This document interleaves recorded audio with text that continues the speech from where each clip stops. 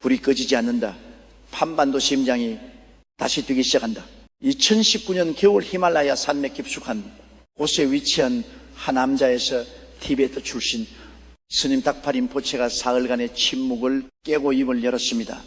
그의 제자들은 나중에 이렇게 회고했습니다. 스님은 갑자기 눈을 뜨시더니 손가락으로 동쪽을 가리키셨습니다. 땅이 울고 있다. 그러나 울음이 끝나면 노래가 시작된다고 하셨죠. 당시 그 자리에 있던 이들은 그 말의 무게를 알지 못했습니다. 그런데 몇 해가 지난 지금 그 말은 다른 무게로 되살아나고 있습니다. 그리고 거의 같은 시기 중국 찬성청에서 활동하던 예언과 샤밍은 한 사설 포럼에서 종이 위에 기한 도형을 그렸습니다. 세계의 원이 하나의 점을 향해 수렴하는 그림이었습니다. 그는 말했습니다. 3마리 용이 하나의 구멍으로 들어간다. 그 구멍은 한반도에 있다. 참석자들은 고개를 갸우뚱했지만 그의 말은 기록되었고 그 기록은 지금 이 순간 인터넷을 통해 동아시아 전역으로 퍼져나가고 있습니다. 두 사람의 말은 서로 다른 언어로 서로 다른 공간에서 나왔습니다. 그러나 그들이 가리킨 방향은 하나였습니다. 반반도 분단된 땅, 울고 있는 땅. 그러나 곧 노래하게 될 땅 닥파린 포츠는 1958년 디베트라사 근교의 작은 마을에서 태어났습니다. 3살 때부터 전생을 기억한다고 말했습니다. 5살 때 이미 수십 년 전 입적한 고성의 소장품들을 정확히 골라냄으로써 주변을 경하시겠습니다. 티베트 불교 전통에서 그는 특별한 존재로 분류되었고 12살에 사원에 들어가 이후 40년 가까이 수행에 전념했습니다. 세상 일에 그의 관심을 두지 않던 그가 어느 날 갑자기 입을 연 것은 2010년대 중반부터였습니다. 제자들에 따르면 그는 어느 저녁 명상을 마치고 난 뒤에 이렇게 말했습니다. 시대가 바뀌려 한다. 바람의 방향이 달라졌다. 나는 보고 쉽지 않아도 보이는 것들이 있다. 그가 처음 공개적으로 입을 여는 국제 정세에 관한 것이었습니다. 2015년 그는 제자들에게 이렇게 말했습니다. 서쪽에 큰 곰이 동쪽에 작은 새를 집어삼키려 하나 결국 그 새는 더 큰 날개를 얻게 될 것이다. 피는 많이 흘러도 땅은 바뀌지 않는다. 당시 제자들은 이 말의 의미를 몰랐습니다.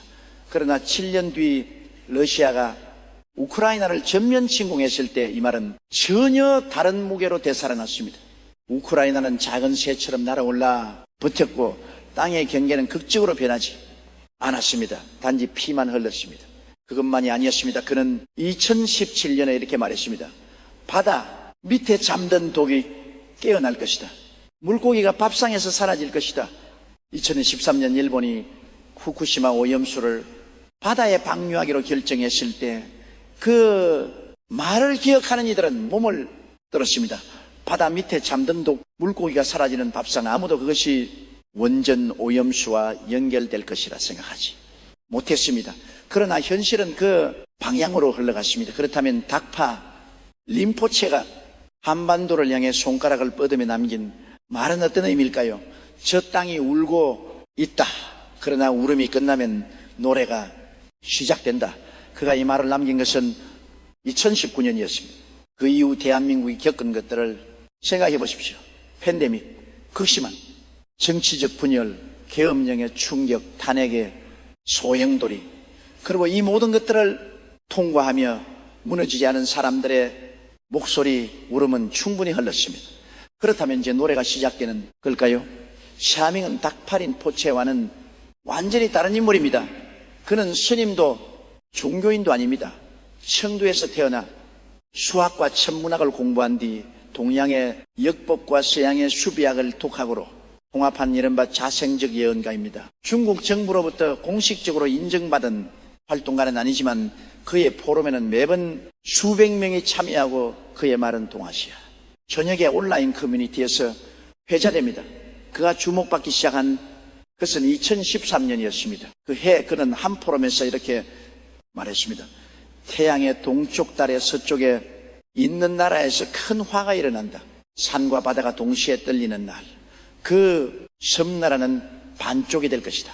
사람들은 그것이 일본을 가리킨다고 해석했습니다. 그리고 2011년 동일본 대지진을 이미 겪은 뒤였기에 고개를 끄덕이. 그런데 그가 이 말을 한 뒤 얼마 지나지 않아 일본 열도에서는 연이 지진과 화산 활동이 보고되기 시작했습니다. 그리고 그의 다음 예언이 나왔습니다. 미ут한 용들이 싸우고 그 틈에서 호랑이가 깨어난다. 동아시아의 전통 상징에서 용은 중국이고 호랑이는 한국입니다. 중국과 다른 강대국들이 충돌하고 혼란에 빠지는 사이 오래 잠들어 있던 호랑이의 나라가 깨어난다는 것.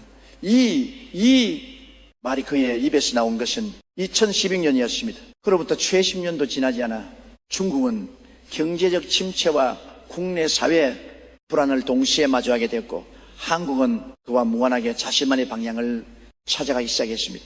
그런데 가장 중요한 예언은 따로 있었습니다. 샤밍은 2021년 한 사설 문건에서 이렇게 기록했습니다. 경민년이 오기 전 한반도에 17번의 작은 떨림이 온다. 그것은 경제의 떨림이다. 17번째 떨림이 지나가고 나면 땅이 조용해진다. 그리고 그 조용함 속에서 새 씨앗이 싹 튼다. 정민년은 2017년입니다. 작은 떨림이란 무엇을 의미하는 것일까요? 사람들은 이것을 경기 침체와 호황이 반복되는 경제 사이클, 즉 불안한 자본의 유입과 유출이 반복되는 충격으로 해석합니다. 그리고 실제로 2020년 되도록 대한민국의 경제는 예측 불가능한 진폭을 반복하고 있습니다. 그것은 단순한 경기 변동이 아닙니다. 중산층이 흔들립니다. 집값이 오르고 내리고 다시 오릅니다. 청년들은 미래를 설계하지 못합니다. 자영업자들은 버텼다가 쓰러집니다. 한 번의 위기가 끝나기도 전에 다음 위기가 찾아옵니다. 이것이 샤밍이 말한 17번의 작은 떨림이 아닐까요? 그리고 이 떨림이 모두 지나가고 나면 진정한 조용함이 온다고 그는 말했습니다. 그 조용함은 포기의 침묵이 아니라 새로운 기운이 모이는 침묵이라고 다시 닥파림포체로 돌아가겠습니다. 그는 2020년 제자들에게 한반도에 대한 두 번째 말을 남겼습니다. 그것은 훨씬 더 구체적이었습니다. 그 땅의 심장이 3번 멈추려 할 것이다. 첫 번째는 하늘이 막는다. 두 번째는 사람이 막는다. 세 번째는 아무도 막지 않는다. 하지만 멈추지 않는다. 왜냐하면 그 땅에는 천년의 기운이 쌓여있기 때문이다. 하늘이 막는 첫 번째 팬데믹이 전 세계를 강타했을 때 대한민국은 무너지지 않았습니다. 광역이라는 이름에 보이지 않는 힘이 경제를 흔들었지만 이 나라는 그 안에서 오히려 반도체 수출을 늘리고 케팝을 세계에 퍼뜨렸습니다. 사람이 막는 두 번째 2024년 12월 밤 계엄령이 선포되는 순간이 있었습니다. 총구가 겨눠진 국회 앞에 사람들이 맨몸으로 모여들었습니다. 그리고 계엄은 6시간 만에 해제되었습니다. 막은 것은 제도도 군대도 아니었습니다. 사람이었습니다. 그렇다면 세 번째는 아직 오지 않은 것일까요? 닥파림포체는 말했습니다. 아무도 막지 않는다. 하지만 멈추지 않는다. 이 문장이 품고 있는 의미는 무엇일까요? 아무도 막지 않는다는 그것은 외부의 도움이나 방음막이 없다는 뜻입니다. 그러나 그 상황에서도 심장이 멈추지 않는다는 것은 이 나라 안에 1000년 동안 쌓인 어떤 본질적인 기운이 있다는 뜻입니다. 무너지지 않는 뿌리, 부서지 않는 핵심, 그것이 무엇인지 우리는 아직 알지 못합니다. 그러나 우리는 그것을 느낀 적이 있습니다. 아마도 촛불을 들었을 때, 아마도 새벽에 투표소 앞에 줄을 섰을 때, 그리고 두 예언과는 서로 전혀 다른 언어로 서로 전혀 다른 방식으로 같은 이야기를 꺼냅니다. 경제 위기 닥파림포체는 2021년 이렇게 말했습니다. 강물이 말라도 강바닥에 돌들은 빛을 잃지 않는다. 물이 빠지면 빛나는 것이 드러난다. 하지만 물이 빠지는 과정은 고통스럽다. 강물은 경제의 흐름을 의미합니다. 강바닥에 빛나는 돌들은 이 나라의 진짜 자산, 즉 사람과 기술과 정신입니다. 그리고 물이 빠지는 과정은 지금 우리가 겪고 있는 것들입니다. 샤밍은 이보다 더 직접적으로 말했습니다. 그는 2022년 이렇게 기록을 남겼습니다. 강을 건너는 자는 반드시 발이 젖어야 한다. 발이 젖지 않고 강을 건너리는 자는 강에 빠진다. 한반도의 민중이 발을 적실 준비가 되었을 때 강 너머 새 땅이 보일 것이다. 발이 젖는다는 것은 무엇을 의미할까요? 고통과 손실을 감수한다는 뜻입니다. 지금까지 익숙했던 것들을 포기하고 낯선 방향으로 발을 내딛는다는 뜻입니다. 그리고 그것이 가능해질 때 새 땅이 보인다는 것입니다. 어쩌면 이 예언은 지금 이 순간 우리가 겪고 있는 혼란이 단순한 시련이 아니라 새로운 땅으로 가기 위한 필연적인 과정이라고 말하고 있는 것인지 모릅니다. 그러나 예언은 장밋빛 희망만을 이야기하지 않습니다. 두 사람은 모두 경고를 남겼습니다. 탁파린 포치는 말했습니다. 땅이 젖기 전에 사람이 먼저 빠져나간다. 새 뿌리를 내리기 전에 오래된 뿌리가 뽑혀나간다. 이것은 인구 이탈의 예언입니다. 경제적 위기와 사회적 혼란이 겹칠 때 사람들이 이 땅을 떠나기 시작한다는 것. 그리고 실제로 최근에 해외 이주 통계는 심상치 않은 흐름을 보이고 있습니다. 청년 이민, 전문 인력의 이탈, 중산층의 해외 부동산 구매 숫자들이 조용히 그러나 분명하게 무언가를 가리키고 있습니다. 샤밍은 이것을 좀 더 구체적인 언어로 말했습니다. 바람이 서쪽에서 불어올 때 씨앗들이 날아간다. 씨앗 중 일부는 다른 땅에서 꽃을 피운다. 하지만 원래 땅은 한동안 텅 비어있게 된다. 그 빔은 새 것이 채워지기 전에 빔이다. 씨앗은 사람입니다. 날아가는 사람들. 그러나 텅 빈 이후에는 새 것이 채워진다는 것. 이것은 단순한 위로가 아니라 변화의 구조에 대한 이야기입니다. 비어야 채워진다. 떠나야 돌아온다. 어쩌면 지금 이 땅을 떠나는 사람들도 이 나라의 변화 과정 중 하나인지 모릅니다. 닥파린 포체의 경고 중 가장 무거운 것은 따로 있었습니다. 2022년 그런 제자들에게 말했습니다. 남쪽의 나라가 스스로를 믿지 못하는 시기가 온다. 지도자를 세우고 허물고 다시 세우는 일이 반복된다.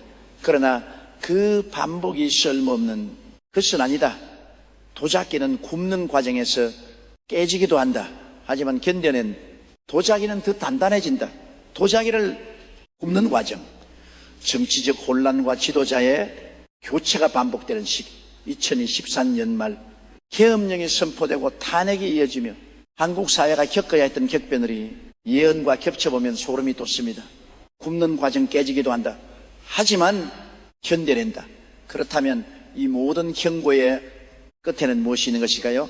두 예언가는 각자의 방식으로 같은 그림의 윤곽을 그렸습니다. 닥파린 포츠는 말했습니다. 고통이 다하면 빛이 온다. 그 빛은 남쪽에서 오지 않는다. 북쪽에서도 오지 않는다. 그 빛은 땅 아래에서 그 땅의 사람들 안에서 솟아오른다. 외부에서 오는 빛이 아닙니다. 이 땅 자체에서 이 땅의 사람들에게서 솟아오르는 빛, 이것은 한반도의 대변력이 외세에 의해 일어나는 것이 아니라 이 땅 스스로의 힘으로 이루어진다는 뜻으로 해석됩니다. 샤밍은 그 시점을 이렇게 표현했습니다. 정민년 이후 세 걸음이 지나면 호랑이가 산을 내려온다. 정민년은 2027년입니다. 세 걸음이 지나면 2030년입니다. 호랑이가 산을 내려온다는 것은 오랫동안 웅크리고 있던 힘이 드디어 세상을 향해 나아간다는 것을 의미합니다. 조용히 기다리던 나라가, 준비를 마친 나라가 세계를 향해 발을 내딛기 시작한다는 것. 두 예언가의 말을 종합하면 하나의 시간표가 그려집니다. 목을 가다듬음. 지금 이 시기는 고통의 시기이자 준비의 시기입니다. 도자기를 굽는 시기, 강물이 빠지는 시기, 씨앗이 날아가는 시기, 이 모든 것들이 지나가고 나면 2027년 전후를 기점으로 새로운 흐름이 시작된다는 것. 그리고 그 흐름은 단순한 경제 회복이나 정치적 안정이 아닙니다. 닥파린 포츠는 2023년 마지막으로 남긴 기록에서 이렇게 말했습니다. 그 땅이 세계를 위에 무언가를 보여줄 때가 온다. 그것은 무기가 아니다. 그것은 돈도 아니다. 그것은 방식이다. 사람이 사람답게 사는 방식. 세계는 그것을 보고 싶어 할 것이다. 그리고 이 말은 허운 대사가 이미 100년 전에 남긴 예언과 기묘하게 겹칩니다. 조선인들은 이타적인 영혼들로 가득 차게 될 것이며 그들은 선한 세상을 다시 만들 것이다. 시대도 다르고 문화도 다른 두 예언과가 같은 결론을 향해 수립합니다. 이 땅이 보여줄 것은 무력이 아니라 방식이라는 것. 강함이 아니라 따뜻함이라는 것. 그런데 이 대목에서 우리는 잠시 멈춰야 합니다. 왜 하필 한반도인가? 왜 수많은 나라들 중에서 이 작고 분단된 반도를 예언가들은 지목하는 것일까요? 닥파린 포치는 이에 대해 답을 남겼습니다. 오래된 땅에는 오래된 기억이 있다. 고통을 많이 받은 땅에는 고통을 하는 능력이 있다. 한반도는 수천 년 동안 강대국들 사이에서 눌리고 찢겨왔다. 그 고통의 기억이 쌓이고 쌓여 언젠가는 세상을 치유하는 힘이 된다. 고통의 자원이 된다는 역설. 상처가 치유의 능력이 된다는 역설. 분단이 통합의 지혜를 만든다는 역설. 샤밍은 이것을 수학적으로 표현했습니다. 그는 말했습니다. 가장 많이 압축된 용수철은 가장 멀리 튀다. 한반도는 지난 수백 년 동안 가장 많이 압축된 용수철이었다. 압축. 그것이 지금 이 순간 우리가 경험하고 있는 것의 본질이 아닐까요? 경제적 압축, 정치적 압축, 사회적 압축, 모든 것이 극도로 압축되어 있습니다. 그러나 용수철은 언제까지나 압축된 채로 있지 않습니다. 2017년이라는 해를 두고 두 예언과는 공통적으로 중요한 신호를 말합니다. 목을 가다듬음. 닥파린 포체는 이렇게 말했습니다. 정민년의 세 개의 씨앗이 동시에 땅에 떨어진다. 하나는 하늘에서, 하나는 바다에서, 하나는 사람들 사이에서 온다. 이 세 씨앗이 모두 뿌리를 내릴 때 숲이 시작된다. 하늘에서 오는 씨앗, 하늘은 과학을, 우주를, 기술을 상징합니다. 대한민국은 지금 우주 산업과 반도체 그리고 인공지능 분야에서 세계적인 도약을 준비하고 있습니다. 두리호가 우주로 날아올랐고 위성이 궤도에 올랐습니다. 이것이 하늘에서 오는 씨앗이 아닐까요? 바다에서 오는 씨앗. 바다는 에너지를 상징합니다. 지금 세계는 에너지의 전환점에 서 있습니다. 화석 연료에서 재생 가능 에너지로의 전원, 수소, 경제, 배터리 혁명, 대한민국의 기업들은 이 분야에서 세계를 선도하는 위치에 있습니다. 바다 위에 바람, 바다 속의 파도, 바다가 품은 에너지, 그것이 이 나라의 새 자원이 될 것이라는 예언처럼 들립니다. 사람들 사이에서 오는 씨앗, 이것이 가장 신비롭습니다. K-팝이 세계를 휩쓸고 한국 드라마가 전 세계 사람들의 밤을 채웁니다. 한국의 음식이 식탁을 바꾸고 한국의 영화가 오스카를 받습니다. 이것은 단순한 문화 수출이 아닙니다. 사람들 사이에서 퍼져나가는 무언가입니다. 닥파린 포치가 말한 사람이 사람답게 사는 방식을 세계가 보고 싶어 한다. 말과의 그러면 어딘가에서 만납니다. 목을 가다듬음. 그러나 샤밍은 이 모든 것이 자동으로 이루어지는 것이 아니라고 경고했습니다. 2023년 그는 이렇게 말했습니다. 씨앗이 땅에 떨어져도 농부가 없으면 잡초가 먼저 자란다. 그 땅에 진짜 농부가 나타나야 한다. 진짜 농부, 진짜 지도자, 자신의 이익이 아니라 이 땅을 위해 씨앗을 돌볼 줄 아는 사람. 그것이 없으면 모든 기회는 잡초에 덮인다는 경고입니다. 그리고 그는 말을 이었습니다. 농부는 한 명이 아닐 수 있다. 어쩌면 3명의 손이 같은 땅을 읽을 수도 있다. 그 세 사람의 방향이 같아야 한다. 방향이 다르면 땅이 짙다. 3명의 지도자, 한국미래 예언속 리오민천이 말한 3명의 지도자와도 겹쳐지는 이 표현은 무엇을 의미하는 것일까요? 세 방향에서 동시에 이 나라의 미래를 이끌어갈 힘들이 등장한다는 것. 그러나 그 힘들이 하나의 방향을 향할 때만 진정한 변화가 가능하다는 것. 이제 두 예언가가 모두 언급한, 그러나 가장 조심스럽게 이야기한 주제로 넘어가야 합니다. 그것은 한반도의 통일입니다. 닥파린 포치는 통일이라는 단어를 직접 사용하지 않았습니다. 대신 그는 이런 표현을 썼습니다. 분리된 두 개의 불꽃이 같은 기름으로 타오를 때가 온다. 분리된 두 불꽃, 남과 북, 같은 기름, 같은 민족, 같은 언어, 같은 역사. 그 두 불꽃이 다시 같은 기름으로 타오를 때 그것이 통일의 이미지입니다. 강제로 합쳐지는 것이 아니라 같은 뿌리에서 자연스럽게 하나가 되는 것. 그는 이어 말했습니다. 그 순간은 갑작스러울 것이다. 준비된 자는 그것을 알아볼 것이고 준비되지 않은 자는 놀라. 자빠질 것이다. 갑작스럽다는 것. 탄원 스님도 이 점을 강조했습니다. 통일이 100일 또는 사흘 만에 이루어진다는 말. 준비된 자와 그렇지 않은 자의 차이. 닥파 림포처의 말은 탄원 스님의 예언과 놀랍도록 닮아 있습니다. 샤밍의 표현은 더 구체적이었습니다. 그는 2023년 이렇게 말했습니다. 북쪽의 어린 용이 자신의 꼬리에 불을 붙인다. 그 불이 번져온 몸을 태우기 시작할 때 남쪽에 문이 열린다. 북쪽의 어린 용, 북한의 젊은 지도자 자신의 꼬리에 불을 붙인다는 것은 스스로를 통제하기 어려운 상황을 만든다는 뜻입니다. 그리고 그 불이 번져나갈 때 남쪽에 문이 열린다.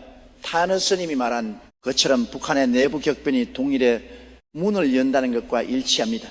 닥파 림포체는 이 과정에 대해 이렇게 경고했습니다. 그 불꽃이 합쳐질 때 처음에는 연기가 많이 난다. 연기를 두려워하는 자는 도망칠 것이다. 그러나 연기 속에서 기다리는 자는 새 빛을 보게 될 것이다. 통일의 과정은 혼란스럽고 고통스러울 것이라 말입니다. 연기가 자욱할 것이라는 말입니다. 두려워 도망치지 않고 그 연기 속에서 버티는 자만이 새 빛을 볼 수 있다는 것. 이것은 예언이기도 하고 동시에 준비에 대한 촉구이기도 합니다. 그런데 두 예언과는 통일 이후의 이야기도 남겼습니다. 그리고 이 부분에서 두 사람의 말은 거의 일치합니다. 닥파 림포체는 말했습니다. 두 불꽃이 하나가 된 뒤 그 빛은 사방으로 퍼진다. 동쪽 바다를 건너고 서쪽 대륙을 물들이고 남쪽 열도에 닿는다. 한반도의 통일이 단순히 한국의 사건에 그치지 않고 동아시아 전체를 바꾸는 사건이 된다는 것. 일본에도 중국에도 동남아에도 그 빛이 닿는다는 것. 샤밍은 이것을 조금 다른 방식으로 표현했습니다. 호랑이가 강을 건너면 산들이 호랑이를 따라 움직이기 시작한다. 호랑이가 강을 건넌다는 것은 분단의 경계를 넘는다는 것입니다. 그리고 산들이 따라 움직인다는 것은 주변 나라들이 변화하기 시작한다는 것입니다. 동일한국이 동아시아 질서 재편의 도화선이 된다는 예언으로 익힙니다. 두 예언가가 말한 통일 이후에 한반도는 단순히 강해진 나라가 아닙니다. 부유해진 나라도 아닙니다. 닥파 림포체는 말했습니다. 가장 오래 고통받은 자가 가장 깊이 치유할 줄 안다.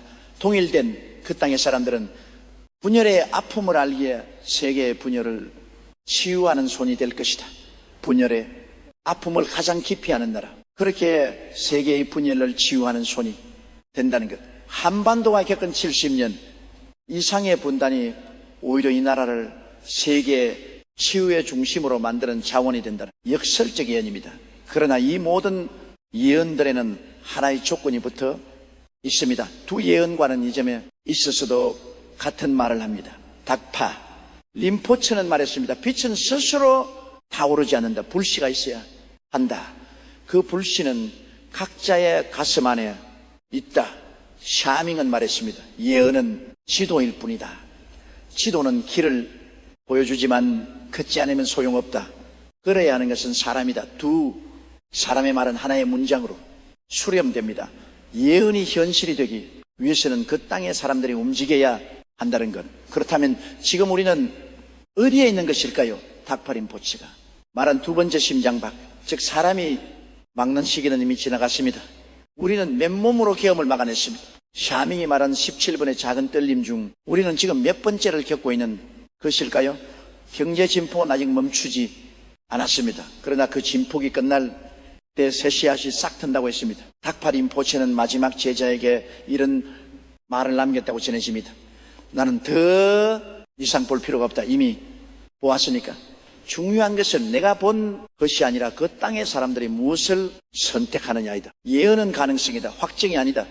가능성, 그것이 핵심입니다. 이 모든 예언들이 말하는 것은 미래가 이미 정해져 있다는 것이 아닙니다. 이 땅에 그런 가능성이 있다는 것입니다. 그 가능성이 현실이 되기 위해서는 조건이 필요합니다. 지도자가 올바른 방향을 봐야 하고 사람들이 그 길을 멈추지 않아야 하며 두 불꽃이 같은 방향을 향해야 합니다.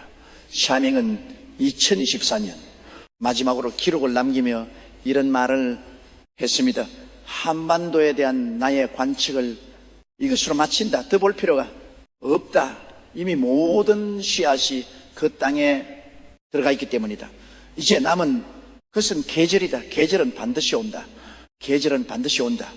봄이 오지 않은 겨울은 없습니다. 아무리 긴 밤도 반드시 끝납니다. 닥파림 포체와 샤밍이 공통적으로 이 땅을 향해 말한 그것은 결국 하나였습니다. 이 땅에는 봄이 온다. 그리고 그 봄은 지금까지 겪어온 모든 겨울의 무게만큼 깊고 풍성할 것이라고 타너 스님은 생전에 말했습니다. 한국인들은 뭔가 될 사람들이야. 뭔가 될 사람들. 구체적이지 않지만 단호하니 한마디.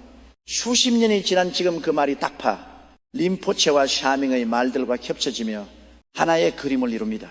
허운대사가 말했습니다. 조선은 통일 후 세계에서 가장 부유한 나라가 되고 이타적인 영혼들이 선한 세상을 이끌 것이라고 닥파림포체가 말했습니다. 사람이 사람답게 사는 방식을 세계가 보고 싶어할 것이라고 샤밍이 말했습니다. 호랑이가 산을 내려올 것이라고 각기 다른 세대, 각기 다른 나라, 각기 다른 언어. 그러나 그들이 가리키는 방향은 하나입니다. 이 작고 분단된 반도, 지금 울고 있는 땅, 그러나 곧 노래하게 될 땅. 우리는 지금 그 노래가 시작되기 직전에 고요함 속에 있는 것인지도 모릅니다. 아직 연기가 자욱합니다. 씨앗이 날아가고 있습니다. 강물이 빠지고 있습니다. 그러나 닥파림포체는 말했습니다.